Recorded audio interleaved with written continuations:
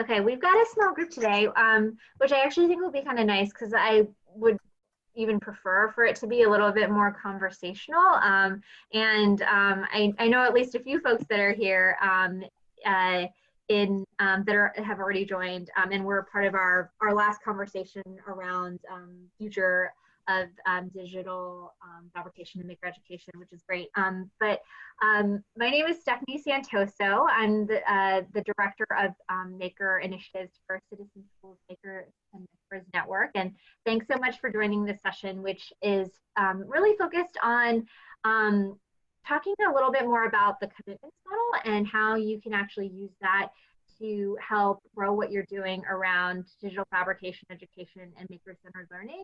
And in particular, today, the initiative that I'm leading through Citizen Schools called Make for All is launching its next call for commitments.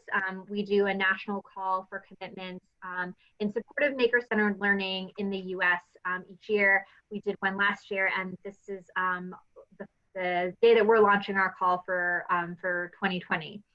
So we're really excited about that.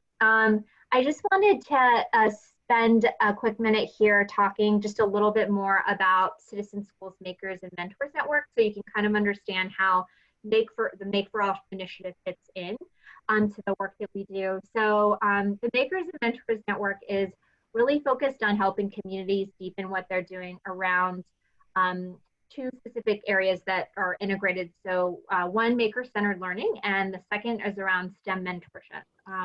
We have three models through which we do this work. The first is our community practice. So we work with 21 member communities that are all focused on maker-centered learning and STEM mentorship. We then also have our Make for All initiative, which uses a commitments model to help grow support for maker-centered learning, both locally and nationally. And then the third part of our model is our Maker Fellows program, which places talented individuals at community host sites. So Fab Labs, maker spaces, community colleges, nonprofit organizations to support K-12 maker-centered learning for 1 year of service. So that's really helping to grow and sustain work that's being done on the ground around maker-centered learning. So just a little overview of the session. We're going to go through a little bit more about the commitments model. So I'm just going to provide a little bit of overview around what it is and what a commitment actually looks like, how they can be helpful for getting work done, and then learning from a few examples. And then I'll talk a little bit more specifically about Make for All and the opportunity to make a commitment there. And then you're going to hear from two commitment makers who've participated in the Make for All initiative before and are current active members of the Make for All community. And Michael is already joining us here. And then we also have Shelly Rodriguez from You Teach Maker in UT Austin. So just a little bit of background about the commitments model.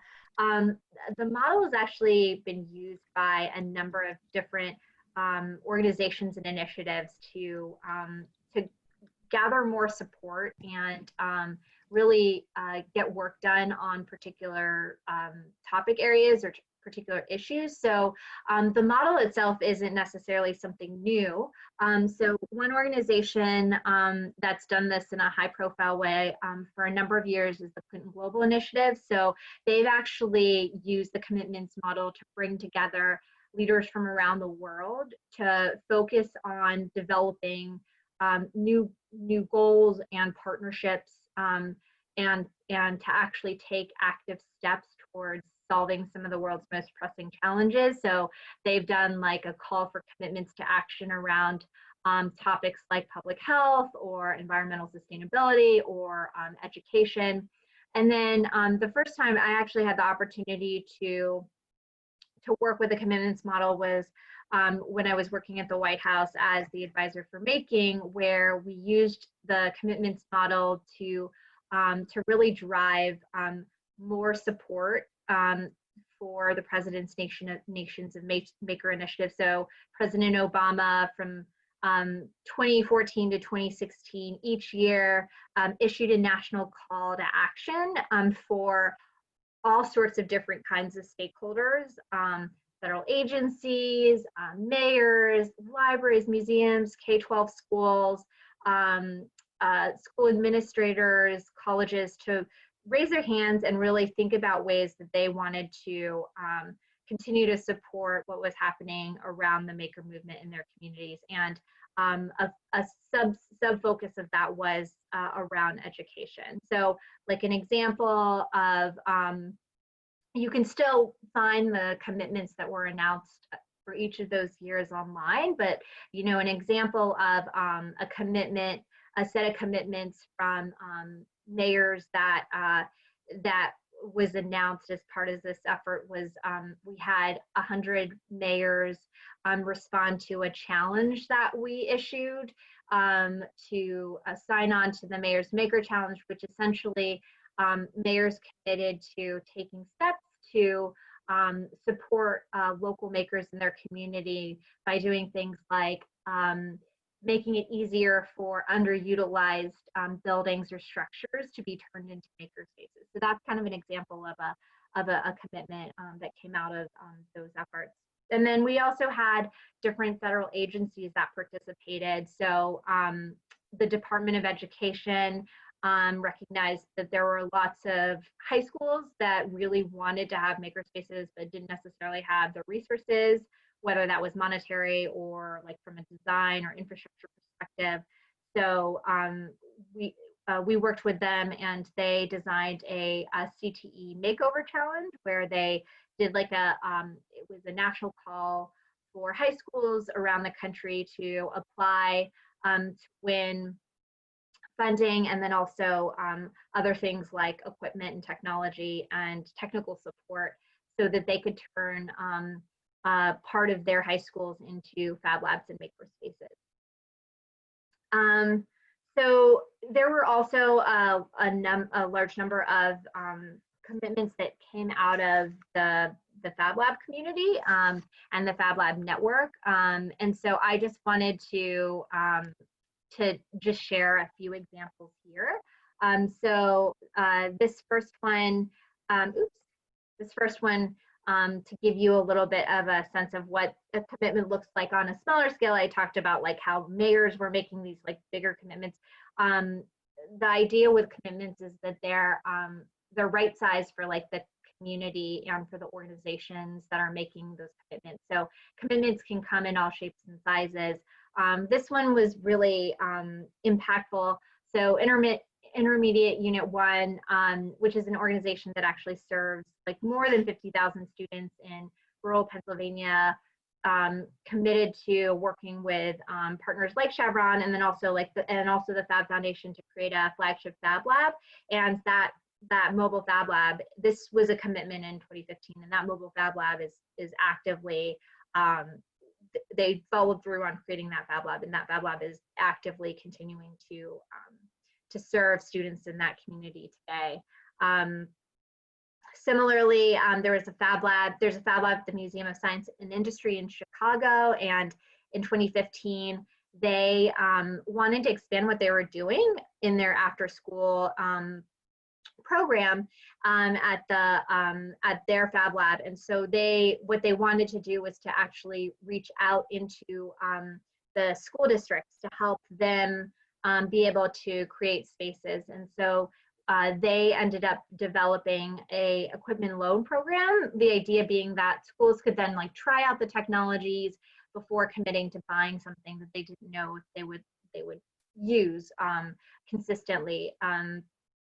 So that was another commitment that we also saw being leveraged by other communities as an idea, just in terms of like, that's something that is a commitment that and a best practice and a model that other communities ended up adapting for their own spaces.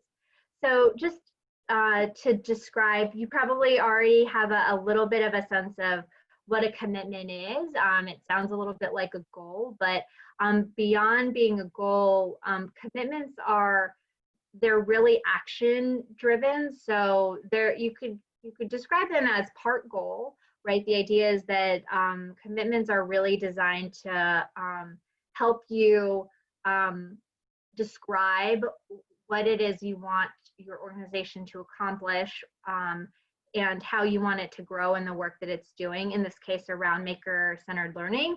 But they have to have three really distinctive components. So they have to be new, they have to be specific, and they have to be measurable. And so the idea, and this is kind of just to show you like how that comes out in the structure of a commitment.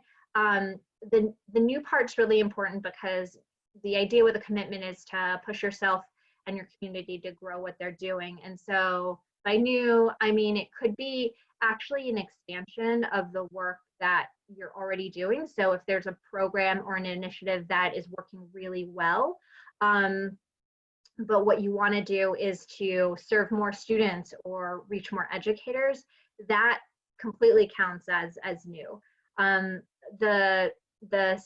The specific part of it is that it's really helpful to actually try to include as much information and specificity in your commitment so that you understand the resources and the kinds of partnerships that you need to make that commitment a reality, and you understand the steps that you need to take to actually put that commitment into action. And then measurable is really ties back to specific, right? If you are specific about what you're trying to accomplish, then you can then look back and understand whether or not you've achieved that goal and you followed through on your commitment. So then the question is that I get when I talk to a lot of people about how, like, why make a commitment, or why do a national call for commitments for anything. So, you know, these are just three main ways that commitments are valuable and how they can help you get work done. So there's lots of really wonderful examples of how commitments can encourage stakeholders to work together in ways that they might not have otherwise. So the process of designing a commitment, in the process of designing a commitment, you should really think about, you can consider partners that you've worked with before, but if what you're trying to do is grow the work that you're doing around maker-centered learning, you should also think about stakeholders that you may not have partnered with before, or that are, you know, across a different sector, or are not the usual suspects for an organization that you might collaborate with. The other valuable aspect of doing a call for commitments is that it actually helps you identify challenges that need to be addressed, and then best practices or models that can be scaled. So the example of the equipment loan library being something that was shared, you know, alongside other commitments nationally, that provided an opportunity for other communities to learn more about how that idea and that initiative could potentially be useful for their community. And then a third is that there's a lot of momentum that you get from collectively showcasing and celebrating the breadth and depth of work being done across maker-centered learning nationally. So that, you know, it's one thing to have one organization announce to their local community that they're growing their professional development program for educators to engage in maker education. But if you have, you know, 25 organizations across the country that are doing that and reaching even a larger number of educators, that's really powerful. And so certainly when we were announcing commitments at the White House, that was a very high profile platform. When you have a mobile Fab Lab on the White House lawn, it's pretty visible, and it demonstrates kind of it helps to demonstrate and create visibility for the value of digital fabrication in maker education. And with the Make for All initiative, we don't necessarily have the platform of the White House or the president behind us, but we've still managed to create ways to celebrate those commitments nationally as well. So last year we announced the commitments that we collectively gathered at last year's Nation of Makers Conference, NomCon in Chattanooga, that Michael and Shelley were a part of. And then we also have, I just wanted to transition us here to talking briefly, not briefly, but more specifically about the Make for All initiative. And so this is an opportunity that to make a commitment today. We launched our call for commitments actually today for 2020. And as I mentioned before, the Make for All initiative really builds on efforts from previous years around trying to grow what's happening around maker-centered learning. And we're using this commitments model very specifically focused on maker education. And so this is just to show you that this is an effort that's co-led by an advisory council. So we have Citizen Schools, which is the organization that I work with, but you'll also see that this advisory council helps to frame the focus of the call for commitments, and it's really a community-led effort. So you'll see a few philanthropic and corporate supporters like Genentech and Schmidt Futures are a part of the council. And then we also have nonprofit organizations that have been doing this work for many years, like Maker Ed and Digital Promise, as well as more community-focused organizations like the National Association for Community College Entrepreneurship and Nation of Makers. So this is just a little snapshot of the commitments that we announced last year. So we had over 50 commitments representing 295 organizations and partners. And those commitments spanned 149 communities across the US. And collectively we'll be serving more than 768,000 students through 2021. And so I would also I know that we have an international audience and set of participants for Fab X Live.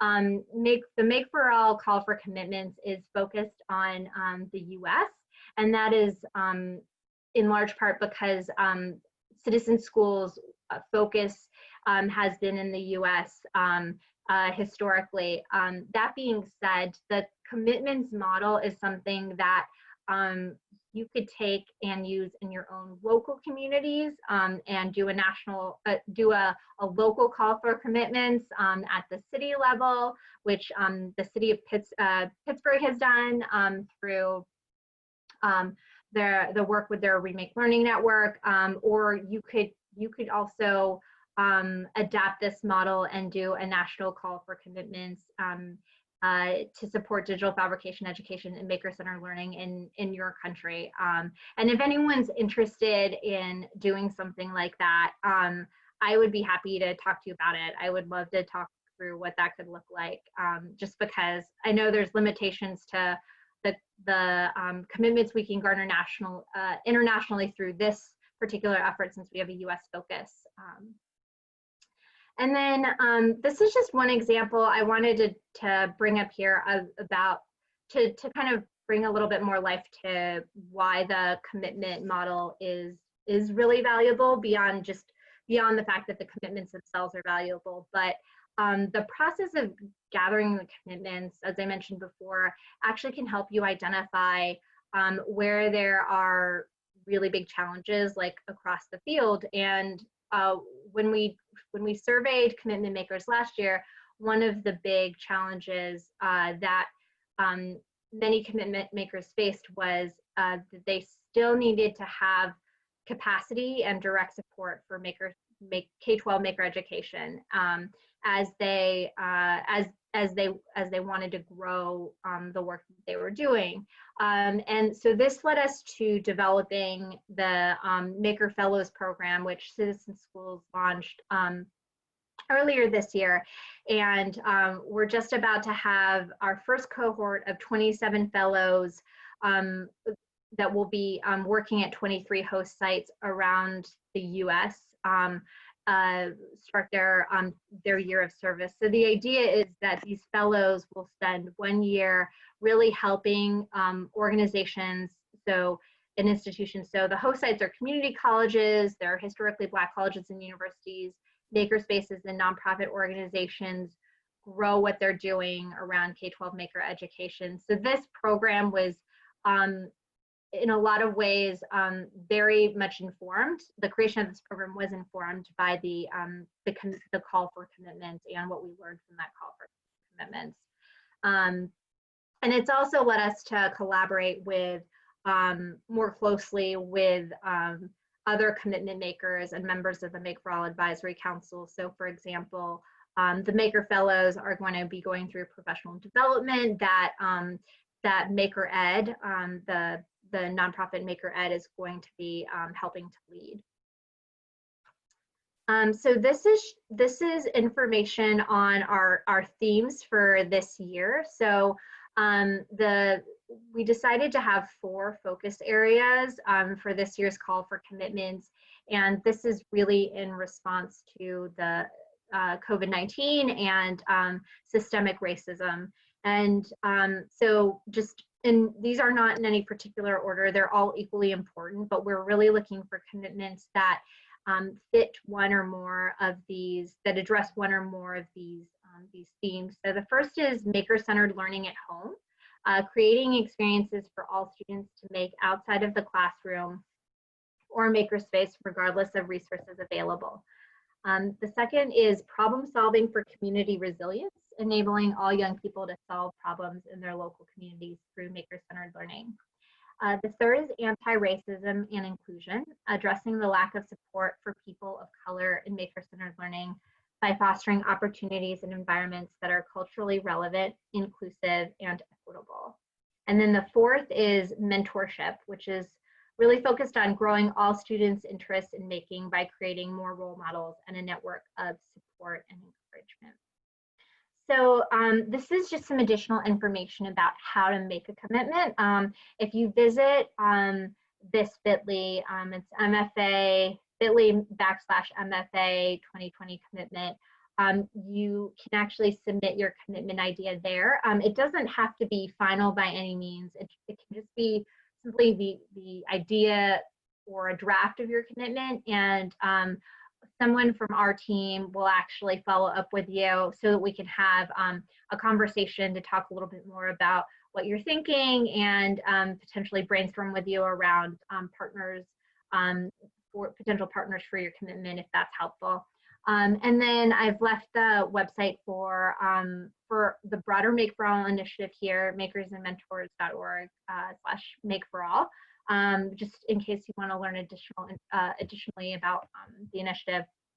And then in terms of commitment makers, we really have an open invitation. Commitments are really, for Make for All, we're looking for commitments at the sort of the individual, like at the organizational level. So not necessarily from individuals, but from, you can be representing a Fab Lab, a makerspace, a company, a college, or libraries or museums, cities, local or federal agencies, K-12 schools, nonprofit organizations, foundations, and philanthropic entities are all organizations that have contributed to commitments and have submitted commitments before. So we would welcome your ideas and really invite you to participate.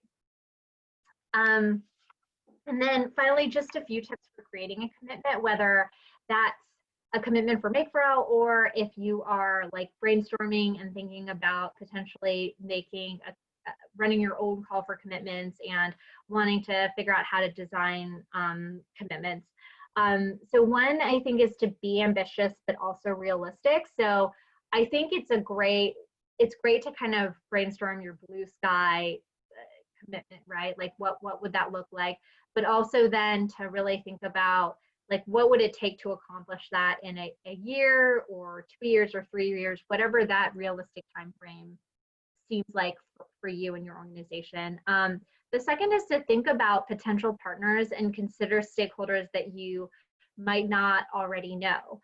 So I wanted to just like emphasize this again because I brought it up previously, but for example, with the Maker Fellows program, we hadn't partnered with the National Association for Community College Entrepreneurship before, but when we were running this call for commitments, they were very passionate about making a commitment for Make for All, and we also learned that so many of the hundreds of community colleges and historically Black colleges and universities that participate and are members of their organization were doing a lot to build Fab Labs and maker spaces and grow what they were doing around maker education. So that's kind of an example of a partner that we hadn't really thought about working with before, but has become so integral to the design and execution of the Maker Fellow program. And then make sure to be as specific as you can so you can measure progress. I mean, I know sometimes it's really hard to try to like identify, to like drill down to like an exact number of the number of students that you're going to reach or educators you're working with, but that ends up being really helpful when you're trying to assess like whether or not you were successful with your commitment or like how much further you need to go to make that commitment come true. So I want to just pause there real quick and see if folks have any questions or issues or suggestions. It looks like it's just us though. We're a small group. So I think Dorothy's on the line. I think she just got in. But maybe Shelly, I could go ahead and introduce you and have you, I'll stop sharing my screen so that you could introduce yourself, and then if you wanted to say a few words about being a commitment maker and also just sharing a little bit more about You Teach Maker and the work that you're doing to grow that work would be wonderful. Sure. Hi, everybody. My name is Shelly Rodriguez. I'm a professor of practice at the University of Texas at Austin. I also run a program called You Teach Maker. So I'm just going to like share my screen. I think I'm going to share my screen. Is that like my messy desktop? Is everyone seeing that? Okay, great. Yeah, we can see a teaching portfolio expanded outline. Can you not see this? Okay, hang on. I'm going to stop sharing. I must have shared the wrong window. Give me just a second. Which also seems relevant. There we go. Okay, is that it? Yes, we can see the You Teach Maker site. Okay, so about several years ago, as part of a NOICE NSF grant, if any of you all are familiar with that program, we started a micro-credentialing program as part of You Teach, which is a STEM teacher preparation program at the University of Texas. So we prepare secondary STEM teachers, science, math, engineering, computer science for middle school and high school.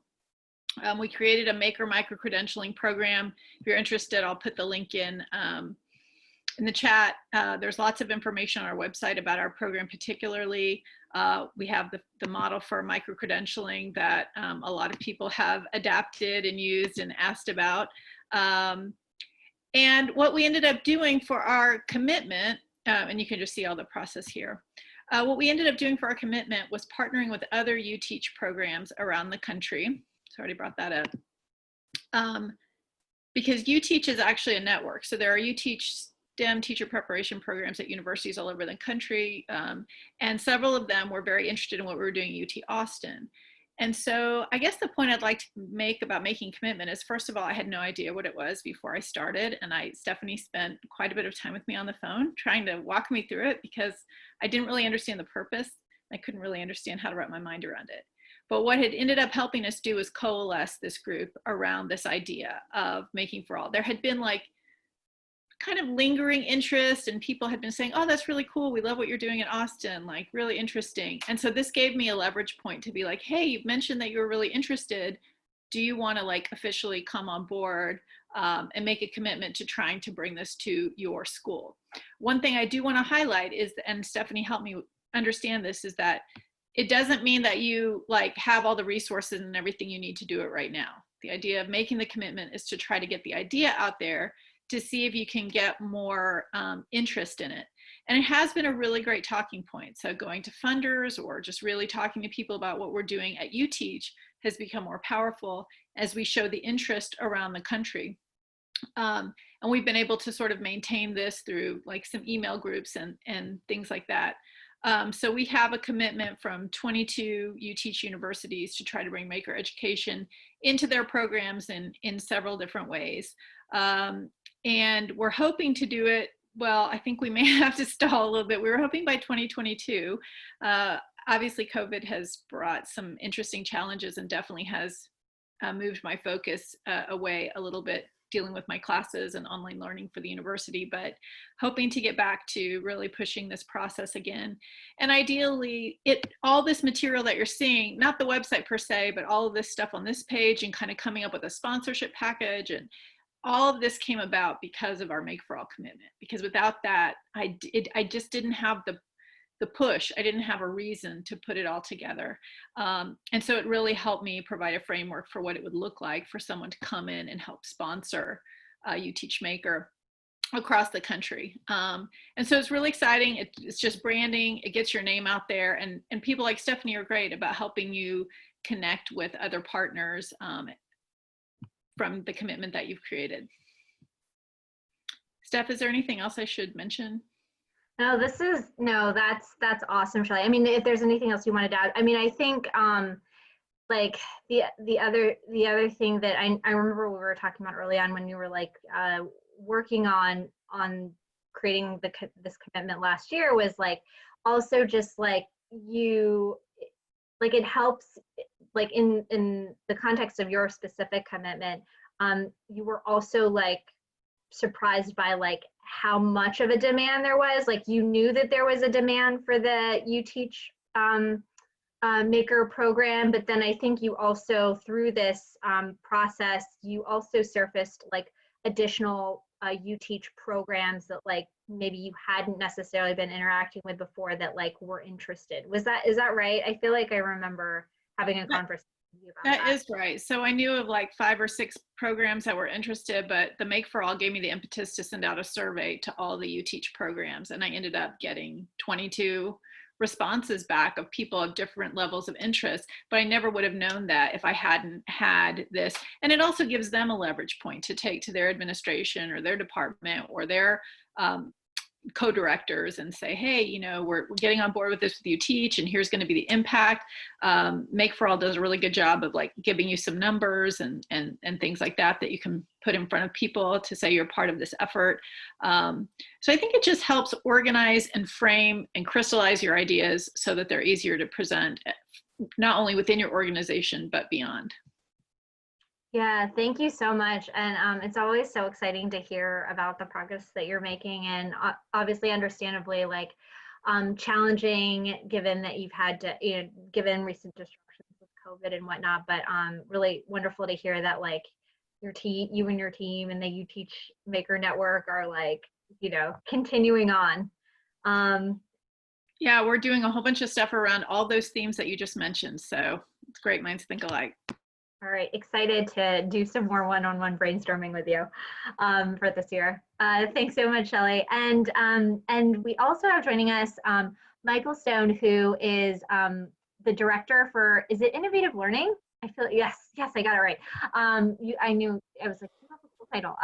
For Public Education Foundation, which is based in Chattanooga. And some of you may already know Michael because he is a part of the Fab Lab network as well, and has been doing this work for a while. But Michael, I'll just turn it over to you to share a little bit more about what you've been doing with Make for All. Thank you, Shelley. That was inspiring. I mean, just the sheer size of the impact you guys are having is amazing. And I would piggyback on a lot of what Shelley was saying, that the value of being a part of a network is huge. And I feel like at Fab X, what better place to talk about the significant impact that networks can have on individual growth, on organizational growth, and really how critical they are to scaling innovative and impactful initiatives beyond initial implementation sites and really bringing them to scale with efficacy outside of sort of wherever they were incubated originally. For us in Chattanooga, we've reaped the benefit of that big time, both from the Fab Lab network and the Fab Foundation network, and then also from Make for All. As we were sort of late to the party with Make for All, and really just sort of came on board really in the last year, but it has already had a profound impact. If it's okay, I'll share my screen and show just a little bit of the work that we've done in Chattanooga and sort of how this relates here. Don't get scared. This is a small, I'm going to show 3 slides from a much bigger PowerPoint. I'm not trying to go through all of these. I'm going to start on number 21 here. But as we embraced maker education in Hamilton County, we took a kind of novel approach where we started in 2014 officially kind of grabbing hold of it with a school-based Fab Lab. We built a Fab Lab in a high school.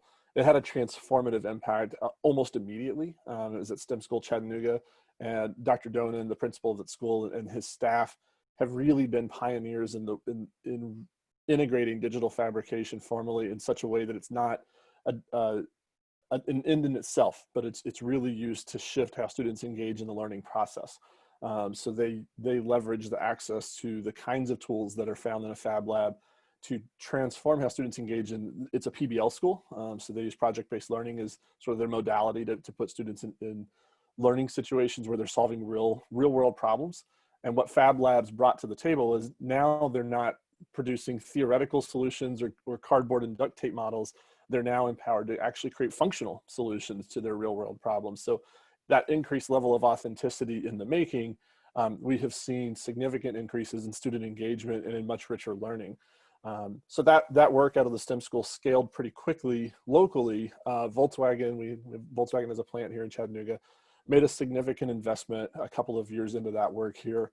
And I was fortunate to have been the teacher that opened the lab at the STEM school, and then I was working for the Public Ed Foundation, which is a misnamed local nonprofit that serves public schools in our community. With Volkswagen's investment, we were able to open 16 additional labs in public middle schools and high schools across our region, across the southeastern Tennessee. It's a diverse range of schools. We serve urban schools, suburban schools, rural schools that interestingly are all under the same guidance. They all fall under the same superintendent in Hamilton County Schools. So it's a unique situation, unique opportunity to really test some strategies and see how they develop and what best practices emerge. That work has continued to grow. What we've seen as I think about the value of Make for All and that commitment is how it connects us with other people, as Shelley was sharing. It connects us with like-minded individuals who are, I think of it a lot right now, and I loved, Shelley, the graphic you had of the map and saying these aren't necessarily institutions that have the resources that are deeply engaged in the process today, but they're making a commitment that they're committing to pursue engagement in this process and really embracing this. That has been really helpful for us as we scaled this work locally and now a little more broadly beyond our immediate regional footprint. What we found is that much like the Fab Foundation and the Fab Lab network, Make for All has connected us with K-12 and institutions of higher ed and community organizations who really are embracing making for the right reasons and democratizing making in a way that it becomes accessible and meaningful. I have a background in software engineering, software development. In my background, and my initial introduction to making was rooted very much in people who were celebrated for their nuanced technical knowledge. And there became sort of these arbitrary walls that were put up that if you couldn't speak this language, or talk really, I'll say nerdy about a particular electrical component or a particular machine and debate these kind of things that you would see on Reddit or whatever. Like, you weren't a real maker, you were just dabbling. And what I've appreciated about Make for All, about organizations like MakerEd, and certainly what the Fab Foundation brings to the table, is this notion of putting sound philosophy, educational pedagogy, strong rationale behind why we make, and then also clarifying and putting some constraints around how and what that process looks like. My work is focused in formal K-12 institutions, primarily. As we scaled this work and built out what is now 23 school-based Fab Labs in our public schools, we saw a model developed that was really around, we found out most of our work focused on teacher development. We couldn't find expert makers who had the skill of teaching, so we decided to shift master teachers into makers, and work with growth-minded teachers who could do that. So we had a number of shifts that the teachers had to go through, and we put in a lot of work to help teachers sort of make the shifts you can see on the screen here. And as that's taken hold and we've seen the impact of that grow for our students and what that's doing for our student populations, I think this is probably why I'm on the call. We had the opportunity to really see this sort of, we're calling it a K-14 digital fabrication ecosystem that emerged. So we're starting to build out some test cases and some models of what this looks like in early elementary school and how it connects to a direct pipeline that actually leads to two-year college experiences and potentially before your college experiences in making education. And here again, the impact of the network, both through Make for All and through the Fab Lab network. We were exposed to Lorain Community College, which is, as far as I can tell, is the gold standard for what this can look like at a technical college, a community college. They have an amazing Fab Lab there, and how they integrate maker education through an entrepreneurial ecosystem has really been transformative for their community. That became a catalyst for us locally, and that we announced in the fall of last year. We're opening, actually in 1 month, the plans they're wrapping up, they're painting today. We're opening the Global Center for Digital Innovation, which will represent the sort of last 2 years of this work. And that's where Make for All for us, a tangible benefit. There's been significant intellectual benefits. The tangible benefit is we will have 2 Maker Fellows working alongside. This is going to be a 15,000 square foot Fab Lab located on a community college campus that's jointly operated. It's actually going to have 2 full-time lead staff. One is from the local school district, from Hamilton County Schools. Stephanie, you know her, Kristen Burris. The other is from the community college, and it's integrating digital fabrication through the lens of entrepreneurism. But much more importantly, it's providing access to high-tech technologies so that students can engage in authentic problem solving through a maker lens. So that is, and having access to Maker Fellows was a tremendous advantage as we were working through the plans for this operation. So I've rambled probably too long, but I couldn't say enough about the value of being committed to a network of people, of leaders who have been pioneers, who have really tried this, and also being engaged in a network of organizations who are and individuals who are maybe the settlers, who aren't pioneering, aren't cutting the trail, but are really eager to go down the trail and to learn from the pioneers who did cut the trail, and to bring those kinds of experiences to their community. That's wonderful. Thank you so much, Michael, for providing that overview of your work, and super excited that there will be 2 Maker Fellows there to help you all as you open the center in the next month.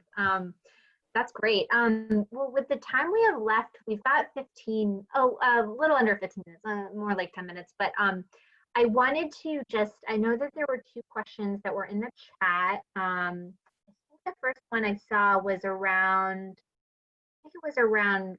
corporate sponsorship. Is that right? It says, yeah. So how do you approach corporates for such sponsorship to develop labs at school? So I think that's probably more specifically for you, Michael. The quick version on that, I'm not an expert there. Volkswagen approached me, not the other way around. We had a model. They could walk through the model at the STEM school. It was appealing to them. But I will say, just in our experience, connecting with corporate sponsors, it's less about, it's helping them see, and this is why we were willing to work with Volkswagen. It's helping the corporate sponsors see that they need to invest in the right mindset and not for the wrong reasons. So sometimes corporate sponsors want a discrete skill set so they can hire, they view it strictly through the lens of workforce development, and they're looking to train students to come fill jobs that they have. Volkswagen certainly has that burden, but they explicitly and intentionally took an approach that said a rising tide lifts all boats. They wanted to bring access that they brought access to more than 17,000 students in these labs. It will more than meet their need, but it was a community investment. So I think convincing corporate sponsors to see the value of investing in the community at large is really critical.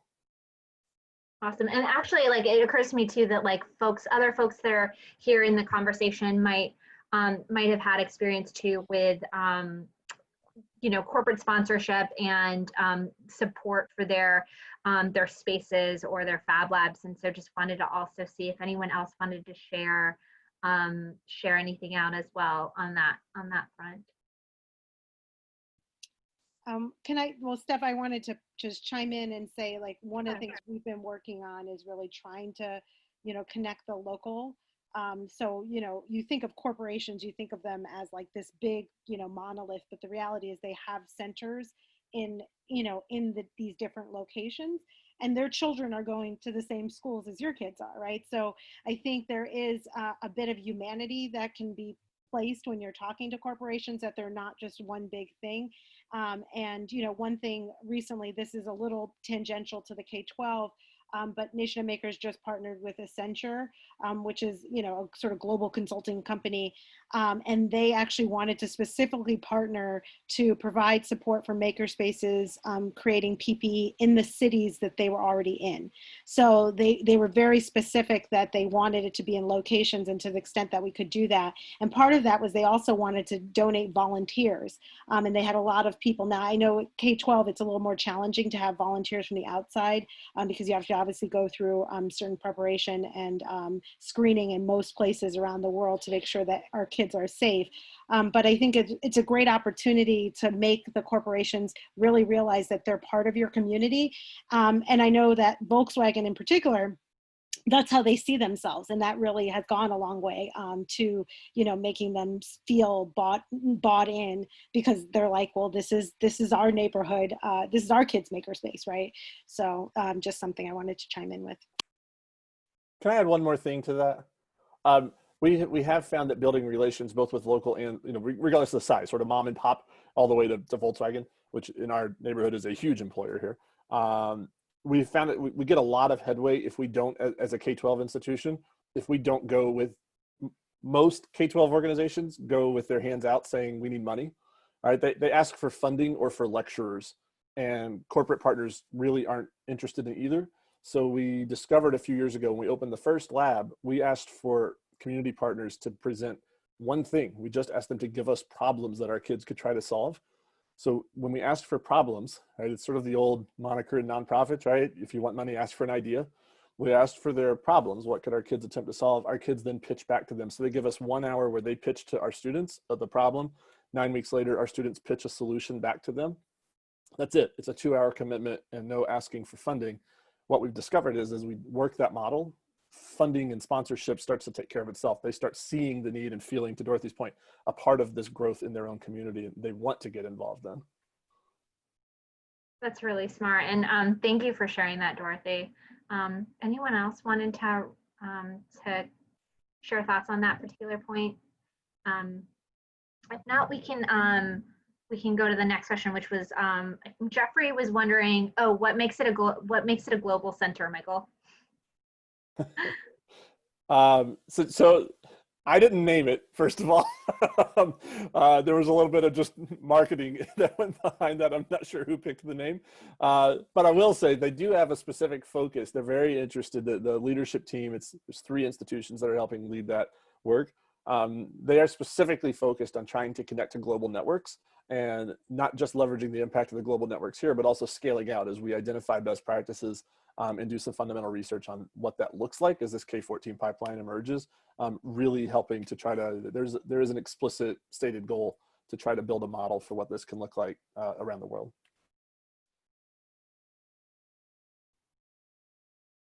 That's great. And I wanted to, Jeffrey's given a thumbs up on that. Because Jeffrey, you're in Malawi, right? Which is why I think Yes, that was the question. I'm in Malawi, and Malawi needs help with these things. You know, and I do think that you know, as I had said in the last session, which I think you were on also, that it's, you know, we don't have resources here, but we have huge need, and so, and you know, what's attractive about you know, a Fab Lab here, a makerspace, is that one of the big things that's lacking here is infrastructure to build industry, to create jobs. We have a lot of smart people, but they don't have much to do. And even if they have ideas, you know, how to make something. I mean, the biggest example that I don't know who has seen, you know, The Boy Who Harnessed the Wind on Netflix, right? It's a true story. If you watch it, even though the setting was 2009, if you watch that movie, Malawi looks no different today.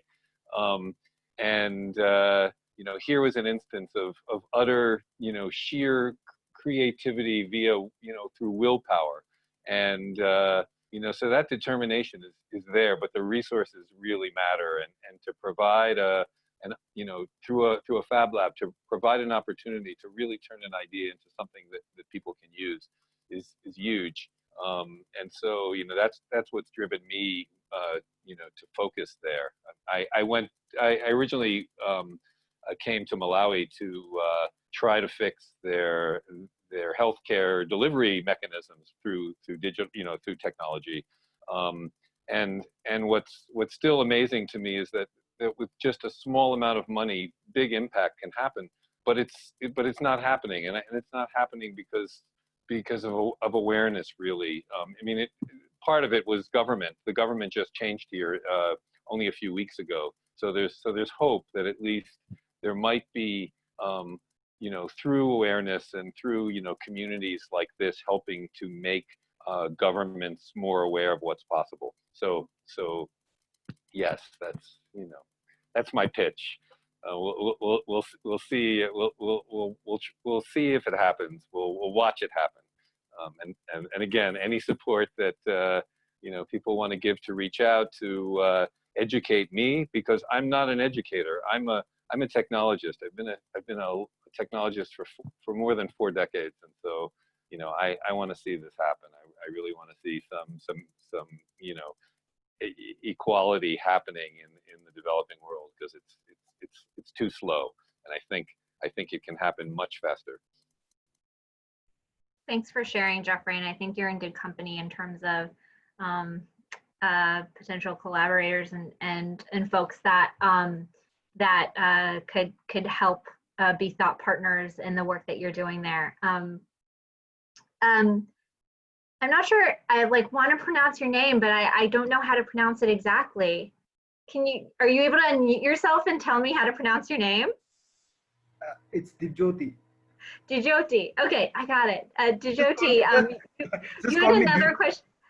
Just call me Deep. Yeah, DIP. D. Okay, D. DIP. D is the question about, do you want? No, just the keywords, the initial 3 letters, the DIP, Deep. Oh, D. Okay, got it. Deep. So one question you had, the other question you had was, do students pay for accessing the lab? And how do you keep the program sustainable with democratizing making as a primary goal? So I think, is that a question for Michael, or like more broadly for Michael, for but anyone can join. Yeah, for anyone who's maybe working with students in a Fab Lab or a makerspace. Yeah, so if others are also have been working with students in a makerspace and want to share out how they're accessing, how students access their labs. But of course, Michael, if you have thoughts on this too, and I guess this might also change given COVID-19 right now, but So for us, it certainly has changed with COVID-19. Most of our schools are still navigating, will they be in session in person or some hybrid model? And there's a lot of questions around that. But we don't anticipate those results to be long lasting, right? I mean, hopefully worst case scenario, we're only talking 6 more months, maybe a year. Locally, I'm not sure I'm fit to answer this. Locally, ours are all in public schools. So the cost model is built into the public school budget. The students obviously access the labs for free as they would any other resource on campus. We did do a lot of homework at the onset. It seems to be pretty accurate. In K-12 based labs, we're using about $5,000 worth of consumable product annually, and about $3,000 of that ends up being donated by those community partners that we ask for challenges. They often will give in kind sort of resources to help offset the cost. So it's a lot of money, but it's not a significant amount in a school budget. Shelley may have others I'm sure have other insights on this.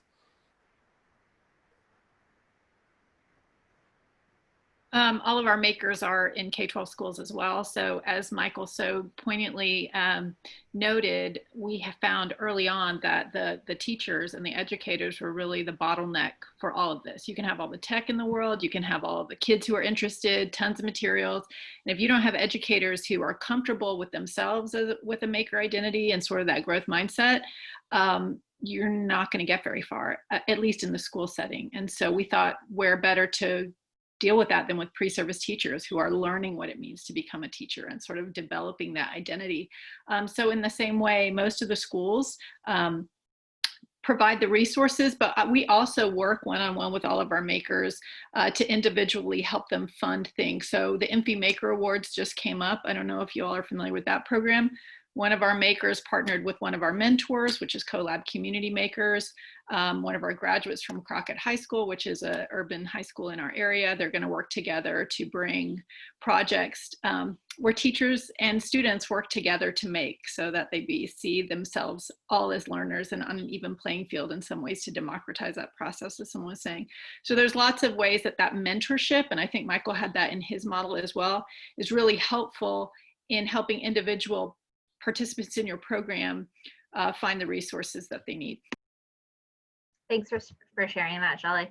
And I think the other element to this too, like if we're more specifically talking about like within making or digital fabrication education within like school districts, is like you almost need both like grassroots and grass tops. So you need to also have buy-in and support from administrators in order to keep programs sustainable too, right? Like it's like not fair to only just rely on like the passion of like teachers and educators, but you really have to create an infrastructure for them to be able to thrive and grow the work that they're doing.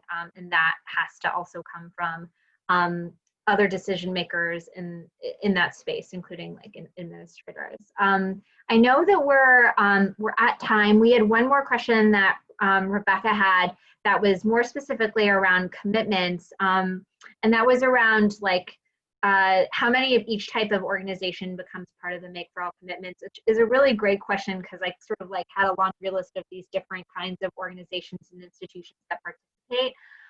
So last year, I would say that we had, just in terms of the commitment makers, we had a lot of nonprofit organizations, K-12 schools, both like individual schools or districts.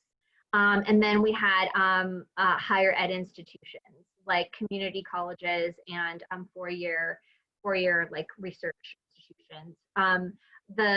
We had some libraries and museums, but I think what we're hoping to spend some time working on is to garner more commitments from companies and philanthropic institutions, because of course, if you want to support commitment makers, we also need to have resources. And I think there's different kinds of resources that corporations and companies can provide. It doesn't have to always be funding, right? Like volunteer engagement came up, which was and mentorship, which I think is an opportunity providing in-kind donations for technology and equipment. That's like another way that like companies could participate. So that's just a little bit of additional context around like how the proportions of the different types of commitment makers breaks down. I think that I'm going to wrap us up here, and just wanted to thank you all for participating, and in particular for Shelley and Michael for joining us and sharing their commitment maker stories and pathway and journey. I will, I think I'll be able to follow up with you all afterwards. If anyone has any additional needs any additional information on Make for All, or in particular like designing a commitments model, I'd love to stay in touch. I just, oops, I meant to chat that to everybody, but I only chatted it to Rebecca, which is fun. I got it. I was like gonna copy and, oh, thank you. But I just, Rebecca put my email into the chat, and please feel free to reach out with any questions, and look forward to working with you all. Thanks so much, everyone. Have a good afternoon or evening or morning, wherever you are. Thank you. Thanks. Guys. And tomorrow morning we have our closing, just so you guys know, of Fab X Live at 11 a.m. Eastern time. Okay, thanks for the reminder. I will see you there. Challenge it, kind of the wrap up of the event. So feel free to stick around for that, and then we'll show our the reel of Fab Academy projects, which are always really cool, the final projects of the Fab Academy course. So and the FABRICATION textile course. So that's all 11 a.m. Eastern time, US. I know the timing is really crazy. So hope you guys can join us. And Jeffrey, I've seen you in a lot of sessions. So thank you for being like you're a Fab X Live like rep right now. Like I have to, no, it's been really good. And actually the tough part is, you know, 2 sessions at the same time. And literally I have to say it's impressive that I can actually, you know, have both on, and connectivity has been pretty good, which in Malawi, you never know. So yeah, well, I'm glad you. Thanks everyone for the support.